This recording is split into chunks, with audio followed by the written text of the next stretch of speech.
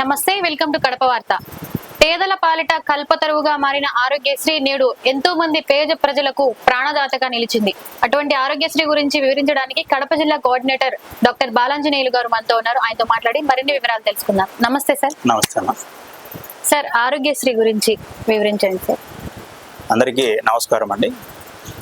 So Aarogyasri సేవలు కడప జిల్లాలో మనకు ఫస్ట్ టైం ఆరోగ్యశ్రీ 2007 ఆరోగ్యశ్రీ స్థాపించినప్పటి నుంచి ఇంతవరకు దాదాపుగా ఆరోగ్యశ్రీ సేవలు ప్రతి సంవత్సరం కూడా నిర్దేశించినటువంటి నెట్వర్క్ హాస్పిటల్లో సేవలు అనేవి అందించడం జరుగుతుంది. ఈ ఆరోగ్యశ్రీ సేవలు గత 5 సంవత్సరాల్లో చూసుకున్నట్లయితే దాదాపు 3,23,611 మంది దీని ద్వారా లబ్ధి పొందడం జరిగింది. అదేవిధంగా ఇంతమంది పేషెంట్లకు గాను దాదాపుగా 685,41,00,000 వరకు మన కడప జిల్లాలో ఆరోగ్యశ్రీ కింద ప్రభుత్వం కూడా వాళ్ళకి అందివ్వడం జరిగింది. ఈ ఆరోగ్యశ్రీ అనేది ప్రభుత్వం నిర్దేశించినటువంటి కొన్ని అర్హతలు అనేవి ఉన్నాయి. ఉదాహరణకి ఆరోగ్యశ్రీ కార్డు మనకు కావాలంటే ఖచ్చితంగా 5 లక్షలు, వాళ్ళ సంవత్సరిక ఆదాయం 5 లక్షల కంటే తక్కువ ఉండాలి. అలాగే వాళ్ళ కార్లు కానీ 4 వీలర్ ఇలాంటివి 4-2 కన్నా ఎక్కువ ఉండకూడదు. అలాగే వాళ్ళకి కొన్ని పొలం కానీ అంటే బీడు భూమి కానీ మాగాని కానీ ఈ పరిధిలో ఉండాలని చెప్పేసి వాళ్లకు గవర్నమెంట్ కొన్ని నిర్దిష్టమైనటువంటి పరిమితులు ఇవ్వడం జరిగింది. సో ఆరోగ్యశ్రీ కార్డులు ఎవరైతే అర్హులు ఉన్నారో వాళ్ళందరూ కూడా ఆరోగ్యశ్రీ కొత్తది కావాలనుకుంటే వాళ్ళు సచివాలయంకి వెళ్ళి వాళ్ళు ఆరోగ్యశ్రీ కార్డు కనుక అప్లై చేసుకుంటే వాళ్ళకి ఒక 24 to 48 అవర్స్లో సాఫ్ట్ కాపీ అనేది జనరేట్ అవుతుంది. అలాగే హార్డ్ కాపీ వాళ్ళకు ఒక 20 డేస్ లోపల హార్డ్ కాపీ వాళ్ళ సచివాలయంకనే రావడం జరుగుతుంది. అక్కడ నుంచి వాలంటీర్లు కార్డు యొక్క దారుడికి ఆ కార్డు అందజేసి వాళ్ళ నుంచి అక్నాలెడ్జ్‌మెంట్ అనేది ఇవ్వడం జరుగుతుందండి. సార్, కడప జిల్లాలో ఆరోగ్యశ్రీ సేవలు అందిస్తున్నటువంటి కార్పొరేట్ హాస్పిటల్స్ ఎన్ని సార్? కడప జిల్లాలో మనకు ఆరోగ్యశ్రీ కింద 38 నెట్వర్క్ హాస్పిటల్స్ అనేవి సేవలు అందించడం జరుగుతుంది. ఇందులో ఆరోగ్యశ్రీ కింద ophthalmology, ortho, general surgery, cardiology, cardiothoracic, అలాగే ప్లాస్టిక్ సర్జరీ, అలాగే deliveries, paediatrics, general medicine, nephrology, dialysis ఇటువంటి అన్ని డిపార్ట్మెంట్స్ కూడా మనకు ఆరోగ్యశ్రీ కింద ఉచిత సేవలు ఇవ్వడం జరుగుతుంది నెట్వర్క్ హాస్పిటల్స్లో. సార్, ఆరోగ్య ఆసరా గురించి వివరించండి. ఆరోగ్య ఆసరా వచ్చేసి మనకు 2019 డిసెంబర్ 1న ఆరోగ్య ఆసరా అనే పథకం అనేది ప్రభుత్వం లాంచ్ చేయడం జరిగింది. ఇందులో ముఖ్య ఉద్దేశం ఏంటంటే ఎవరైతే కొంతమంది పేషెంట్స్ సర్జరీ అయిన తర్వాత వాళ్ళు డైలీ వేజెస్ కానీ పనికి కానీ పోలేరు కాబట్టి ఒక 10 రోజులు కానీ వారం రోజులు కానీ లేదంటే 2 వారాలు కానీ వాళ్ళకి రెస్టింగ్ పీరియడ్ అవసరం. ఆ రెస్టింగ్ పీరియడ్లో వాళ్ళు ఏదో కూలీనాలు చేసుకోవడానికి పోలేరు కాబట్టి అందుకోసమని గవర్నమెంట్ ఏం చేశారంటే రోజుకి 225 రూపాయల చొప్పున మినిమం 225 రూపీస్, అలాగే మ్యాక్సిమం 500 రూపీస్ ఒక్కొక్క డిసీజ్కి ఇంత అమౌంట్ అనేసి గవర్నమెంట్ ప్రీఫిక్స్డ్గా మనకు ఒక జీవో ద్వారా వారి రేట్స్ అనేది వివరించడం జరిగింది.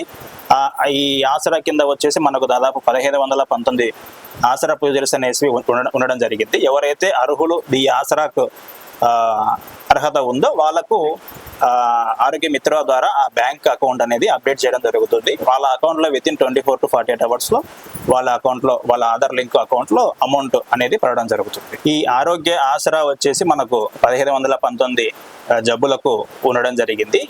ఈ ఆసరాను ఖచ్చితంగా మీకు ఆరోగ్యశ్రీ కింద పెట్టినప్పుడు మీకు ఆసరా కింద ఏదైనా డౌట్స్ ఉంటే అక్కడ ఆరోగ్య మిత్రాన్ని వెళ్ళి కలిస్తే మీరు ఆసరా కింద అర్హత ఉందా లేదా అనేది చెప్పడం జరుగుతుంది.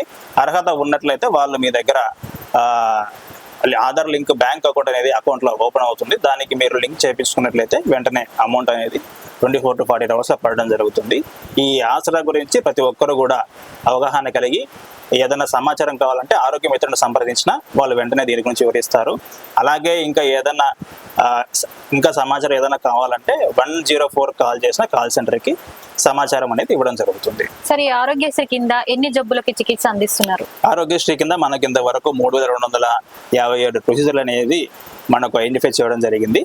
ఈ ప్రొసీజర్లకు అన్నిటికీ కూడా ఉచితంగా సేవలు అనేది ఇవ్వడం జరుగుతుంది. సార్ పక్క రాష్ట్రాల్లో కూడా ఈ ఆరోగ్యశ్రీ సేవలు వినియోగించుకోవచ్చా? ఖచ్చితంగా వినియోగించండి. పక్క రాష్ట్రాల్లో మనకు హైదరాబాద్, చెన్నై, బెంగళూరు ఈ హాస్పిటల్స్ ఈ 3 సిటీస్ లో మనకు దాదాపుగా 100 పైన హాస్పిటల్స్ ఎంపానల్మెంట్ అనేది ఇవ్వడం జరిగింది. ఈ హాస్పిటల్స్ లో సూపర్ స్పెషాలిటీ సేవలు మాత్రమే మనం ఉపయోగించుకోవడానికి అవకాశం ఉంటుంది. ఉదాహరణకి కార్డియాలజీ, స్టంట్లు కానీ, బైపాస్ సర్జరీస్ కానీ, లేదంటే surgical oncology, medical oncology, radiation oncology, ఈ క్యాన్సర్ సంబంధించిన ట్రీట్మెంట్ కానీ, అలాగే బోన్ మ్యారో ట్రాన్స్ప్లాంటేషన్ ఇటువంటి జబ్బులకు మనము పక్క రాష్ట్రాల్లో సేవలు వినియోగించుకోవచ్చు ఆరోగ్యశ్రీ కార్డు ద్వారా. సార్ ఈ మధ్య కాలంలో ప్యానెల్ లో ఎన్ని కార్పొరేట్ హాస్పిటల్స్ ని యాడ్ చేశారు? మనకు ఈ మధ్య కాలంలో గత 4-5 సంవత్సరాల నుంచి దాదాపుగా ఒక 10 హాస్పిటల్స్ ఆరోగ్యశ్రీ కింద కొత్తగా ఎంపానల్మెంట్ తీసుకోవడం జరిగింది. సార్ ఈ మధ్య కాలంలో ప్రైవేట్ హాస్పిటల్స్ ఎన్ని కొత్తగా వచ్చాయి? మనకు ఈ 4-5 సంవత్సరాల్లో ప్రైవేట్ నెట్వర్క్ హాస్పిటల్స్ దాదాపుగా ఒక 19 హాస్పిటల్స్ వరకు యాడ్ అవ్వడం జరిగింది. సార్ ఆరోగ్యశ్రీ బకాయిలు చెల్లించలేదని రీసెంట్ గా స్ట్రైక్లు చేయడం జరిగింది. మరి ఇప్పుడు ఆరోగ్యశ్రీ అందుబాటులో ఉందా? మనకు ఆరోగ్యశ్రీ కింద ప్రస్తుతానికైతే హాస్పిటల్స్ అన్ని కూడా సేవలు ఆరోగ్యశ్రీ పేషెంట్స్ తీసుకుంటున్నారు. ఓపీ కానీ, ఐపీ కానీ, అలాగే సర్జరీస్ కానీ, మెడికల్ కానీ, సర్జికల్ డిపార్ట్మెంట్లో అన్ని సేవలు కూడా అందించడం జరుగుతుంది క్యాష్లెస్ ట్రీట్మెంట్. మనకు 1 మంత్ బ్యాక్ ఈ విధంగా కొంచెము పేమెంట్స్ పెండింగ్ వల్ల స్టేట్ యూనియన్ వాళ్ళు కొంచెం స్ట్రైక్ కాల్ఫర్ చేయడం జరిగింది. బట్ మన జిల్లాలో అయితే ఎటువంటి ఇబ్బందులు ఏం లేవు.